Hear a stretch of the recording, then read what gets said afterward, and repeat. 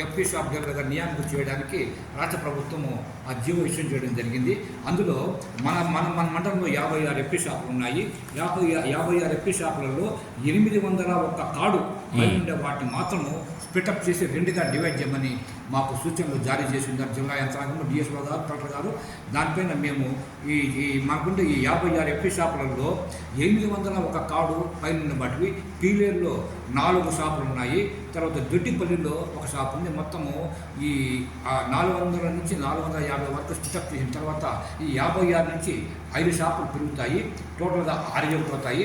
వాటికి ఏదైనా చెప్పంటే మేము ప్రపోజల్స్ రెడీ చేసి ఆర్డీఓ గారికి పంపుతున్నాము.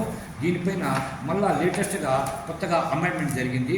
ఆ అమెండ్మెంట్ యొక్క సర్క్యులర్లో ఆ ఇన్స్ట్రక్షన్లు ఏమిటని చెప్పంటే, కొంతమంది ఎఫ్పీ షాప్ దగ్గరలో మాకు తెలియకుండా మా షాపును మామూలుగా రద్దుపరుస్తున్నట్టుగా వాళ్ళు భావించుకొని కొన్ని గవర్నమెంట్కి రిప్రజెంటేషన్ చేసిన తర్వాత మళ్ళీ కొంత గవర్నమెంట్ అమెండ్మెంట్ చేయడం జరిగింది.